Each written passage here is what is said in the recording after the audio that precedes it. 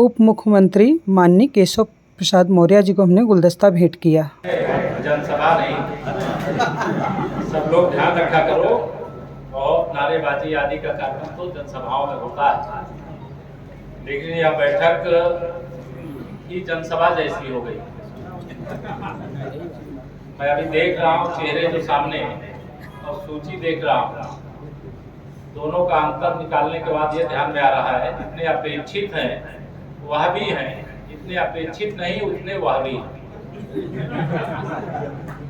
लेकिन कोई बात नहीं, सभी पार्टी के कार्यकर्ता हैं। पहले ये हुआ कि जो अपेक्षित नहीं है उनको बाहर बैठाया जाए।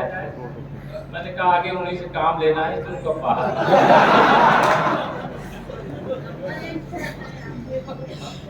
मंच पर भारतीय जनता पार्टी की हमारी जिले की अध्यक्ष बहन कविता पटेल जी, क्षेत्र अध्यक्ष के रूप में जो पार्टी को नेतृत्व दे रहे हैं श्री दिलीप पटेल जी, अभी हमारे कैबिनेट के वरिष्ठ साथी, बड़े अनुभवी राजनेता, कई चुनाव उन्होंने लड़ा है, जीता है, लड़वाया और जिताया भी है। बातचीत नहीं करें आपस में, आप हट जाओ, सिक्योरिटी हट जाओ। लेकिन लंबी बात नहीं करूंगा, संक्षिप्त बात करूंगा, क्योंकि मंच की एक मर्यादा है, नहीं तो मैं तो सम्मानित मंच कह करके आगे बढ़ जाता। माननीय राकेश सचान जी, हमारे परिवहन मंत्री, जिनको रोडवेज वगैरह कहीं चलवाना होगा तो लिख के दे देना, चलवाएंगे।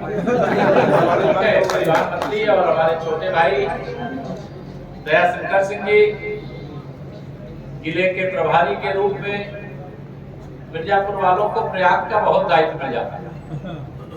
हमारे उत्तर मौर्य जी, जो पहले वहां जिलाध्यक्ष थे, अब गंगा पार के प्रभारी के रूप में। हमारे जिला पंचायत के सम्मानित अध्यक्ष डॉक्टर वीके सिंह,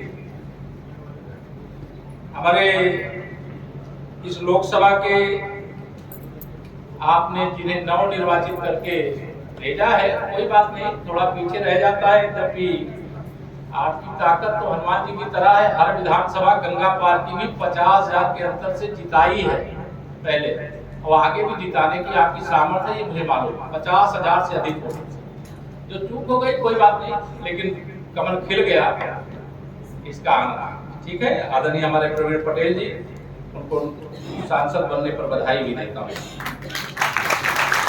हमारे कापामऊ के सम्मानित विधायक गुरु प्रसाद मौर्य जी, पूर्व सांसद आदरणीय केशवी देवी पटेल जी, विधान परिषद की पूर्व सदस्य निर्मला पासवान जी, क्षेत्र के काशी क्षेत्र के जो उपाध्यक्ष कमलेश जी आए, लिखे तो नाम इसमें आ गया, हमारे पूर्व विधायक और बहुत वरिष्ठ नेता, जब गंगा पार, यमुना पार, कौशाम्बी ये सब एक होता था, तब के जिलाध्यक्ष का दायित्व निर्वाह करने वाले आदरणीय प्रभाशंकर पांडे, हमारे पूर्व जिलाध्यक्ष और बहुत अनुभवी, अभी भी मुझे लग रहा है 80 के हो गए होंगे तिवारी जी, 78, लेकिन अभी भी कोई 18 साल वाला उनके बराबर में आदरणीय अमरनाथ तिवारी जी, हमारे पूर्व जिलाध्यक्ष आदरणीय कन्हैया लाल पांडे जी, विधानसभा के प्रभारी रमेश द्विवेदी जी, हमारे जिला महामंत्री गण श्री हरिभूषण सिंह जी, मनोज निषाद जी, जीतलाल त्रिपाठी जी, आजकल राम राम प्रणाम। हम स्वागत करते हैं अपने YouTube channel Sunita Upadhyay blog में। मेरे ब्लॉग में आज राजनीतिक कुछ बहुत बड़ी चीज़ें हैं।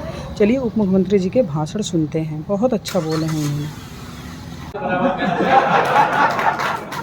आदरणीय अमरनाथ तिवारी जी, हमारे पूर्व जिलाध्यक्ष आदरणीय कन्हैया लाल पांडे जी,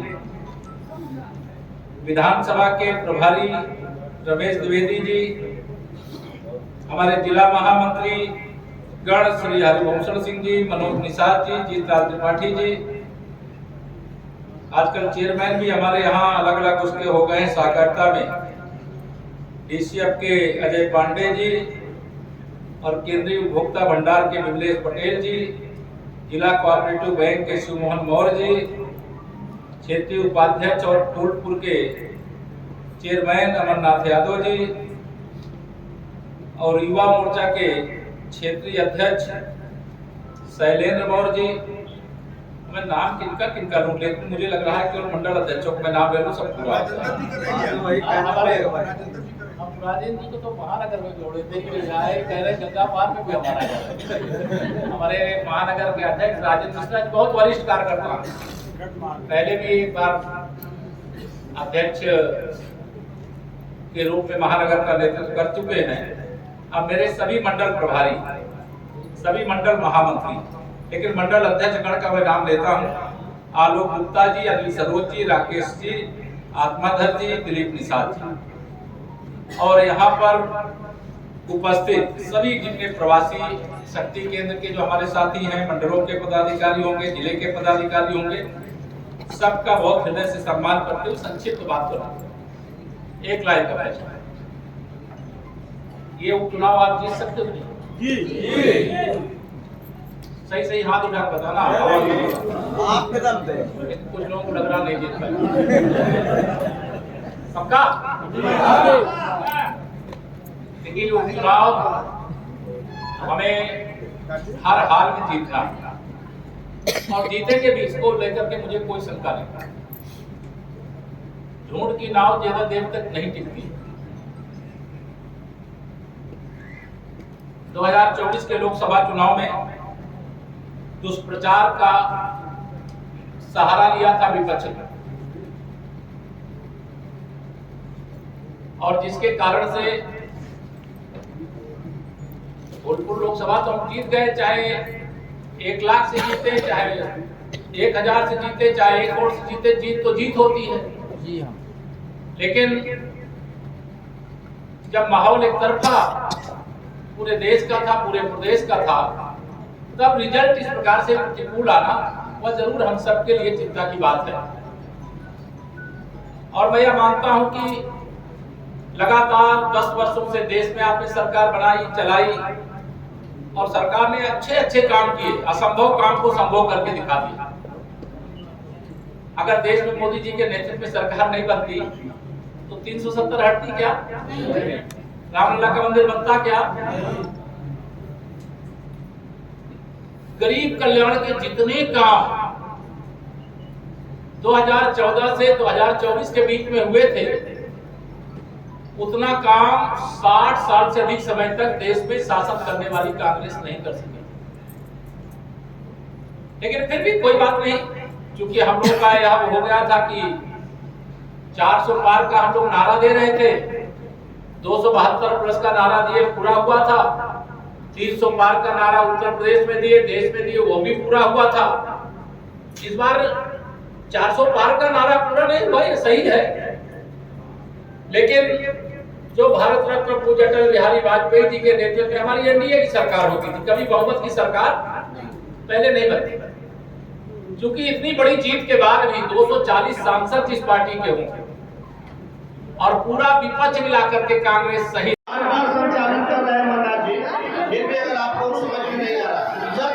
एक लक्ष्य रहना चाहिए। देखिए, मैं आज ये बात पूरे विश्वास से कह रहा हूं, और जब मैं कहता हूं कोई बात को तो आप इसको मान लीजिएगा कि पूरे प्रदेश का मैं फीडबैक आपको दे रहा हूं। हमें 2024 का यह उपचुनाव जीतना, इस उपचुनाव में हमारे गठबंधन और हमारी पार्टी के 5 विधायक सांसद बने। सपा के भी 4 विधायक सांसद बन गए हैं और 1 विधायक उनका जेल गया है सजा होने के कारण, कानपुर वाली सीट, वहां पर भी उपचुनाव होने का कार्यक्रम है। तो ऐसे 10 सीटें हैं। हम विश्वास रखते हैं कि इस बार कोई एक का सीट इधर उधर हो जाए तो मैं नहीं कहता हूं, नहीं तो 10 की 10 सीटें भारतीय जनता पार्टी और हमारा गठबंधन जीतेगा। अब 2024 के उपचुनाव को मैं 2027 से जोड़ता हूं। अगर उत्तर प्रदेश में भारतीय जनता पार्टी की सरकार नहीं होगी तो क्या पश्चिम बंगाल से भी बदतर हालत उत्तर प्रदेश के नहीं हो जाएंगे क्या? हो जाएगी। तो 2027 में सरकार भाजपा की बननी चाहिए कि नहीं बननी चाहिए?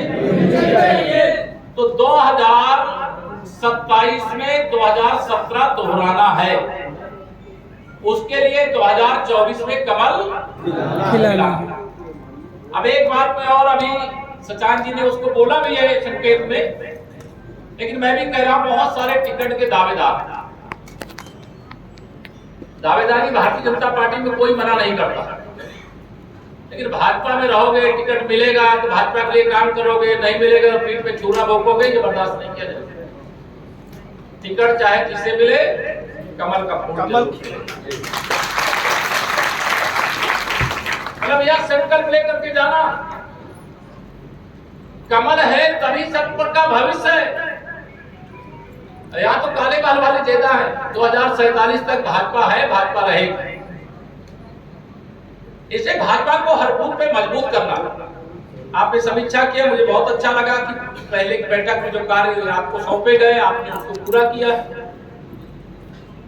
कुछ पूछताछ का, चूंकि इसलिए मैं नहीं कर रहा हूं क्योंकि मिक्स है बैठक, जिनको बैठक में मतलब रहना था केवल वही नहीं है, और भी लोग हैं। इसलिए मैं संकेत रूप में आप सब लोगों से कह रहा हूं, जो 2024 के लोकसभा चुनाव परिणाम की आपने समीक्षा की होगी अपने अपने बूथ में, अपने अपने शक्ति केंद्र में, अपने अपने मंडल, उस समीक्षा में दो प्रकार की चीजें हैं। एक तो ऐसे लोग होंगे जो उदासीनता के कारण वोट डालने का काम तो कर दिए, डलवाने का काम नहीं किए। सही है जी? तो फिर अभी उदासीनता है कि खत्म हो गई? है? धीरे बोलो, ऐसे नहीं। अभी उदासीनता है? किनके किनके अंदर है जरा? वो लोग जरा मुझे अलग से मिलने। कार्यकर्ताओं में नहीं,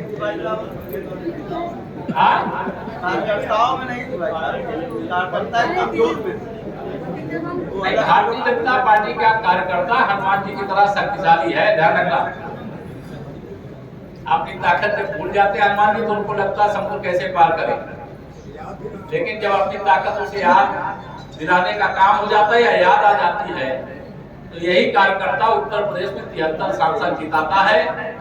सपा बसपा के गठबंधन के बाद 64 सांसद जिताता है। यही कार्यकर्ता उत्तर प्रदेश में 325 विधायक भाजपा गठबंधन के जिताने का काम करता है।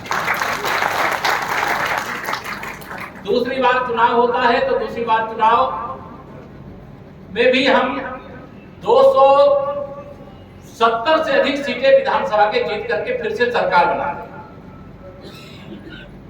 और आप सब विश्वास रखिएगा कि 2024 भी जीता जाएगा, 2027 भी जीता जाएगा, 2029 और 32 भी जीता जाएगा। अब आप सबसे मैं ये निवेदन करना चाह रहा हूं, ये सूची तो आप जो बना करके कागज पर बूथ अध्यक्ष के नाते, पन्ना प्रमुख के नाते, शक्ति केंद्र के जो हमारे प्रभारी हैं, संयोजक हैं, उन लोगों ने जो सूची को वेरिफिकेशन किया, सही से हो गया है कि नहीं हुआ?